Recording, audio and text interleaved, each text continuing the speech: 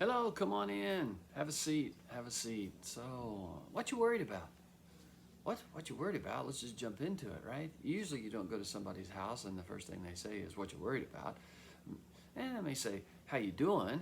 And of course we know that's just become a kind of a hello, unless you're like one of our shepherds and if he says, how you doing? And you say, oh, I'm fine, everything's fine. Then he'll go, no, really, how you doing?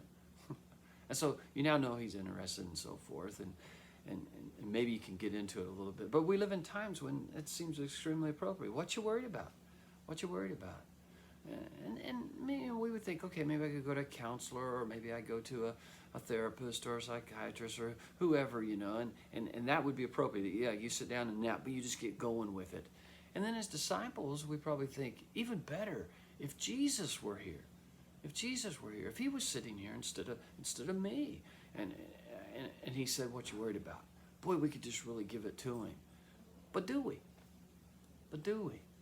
You know, when I go into the Gospels and you look and you see all the people that were around Jesus, some did take their issues and problems and illnesses and so forth to him, but there were a lot of people that didn't.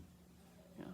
One of the stories, Bartimaeus is a blind guy. Maybe his friend was with him, and Jesus getting ready to, he's kind of headed to Jerusalem, and he's on the road, and at that time there were a lot of beggars, and Bartimaeus was one of them, and he hears that it's Jesus passing by. There's a big ruckus in the road, and it's Jesus, and he begins to yell, Son of David, have mercy on me.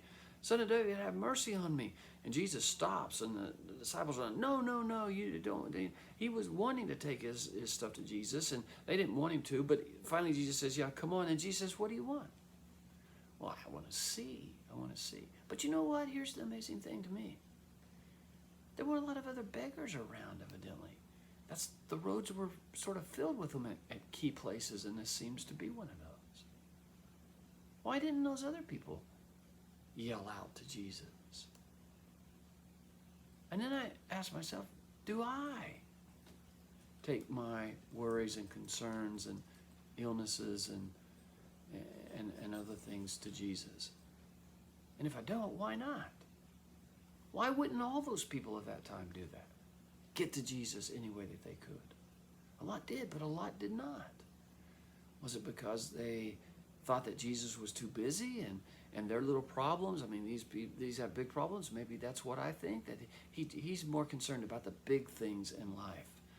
Or maybe I kind of feel like he wants me to do everything I possibly can to take care of it of myself, and if I haven't done that and I bring it to him, he'll just say, well, did you try this? Did you try that? And he won't really, kind of jump in there until I've done everything I can. I don't know. Maybe I think that he's going to ask me to do something embarrassing. There are stories where he spits on the ground and makes mud and puts it on a guy's eyes and tells him to go off, and he's blind, and well, that's kind of embarrassing. Or maybe I think it's going to be really hard to do what Jesus asked me to do. Or maybe I think he just really doesn't quite understand about the things that I have going on right now in my life. I don't know, there's just tons of reasons, but I have to look at my own prayer life, and I have to look at when I have worries, do I take it to Jesus and try to sort through that? Why would I not? Because one of the things that he tells us in John 14, 15, and 16, in that last discourse before he goes to the cross, he's trying to get his disciples to see that he is not going to leave them alone. We've talked about this. And you know one of the things that he describes the Holy Spirit as? A counselor. Paracletus is a Greek word, and it just means somebody that comes along to give you full aid and assistance in anything that you need. Counselor, helper, aid, assistant. All those kind of words are the words that he uses. A comforter, even an encourager could be the word. That's who he has given us. And so it's not a matter if Jesus were here. It's a matter of, will we take our worries to Jesus? Maybe it helped you, it helps me. As we started here, I said, come on in, take a seat. Well, maybe taking your troubles to Jesus can be as simple as imagining that you do sit down in front of him and you do hear him saying what you're worried about. hear that. Sit him right across from you and say, okay, Jesus,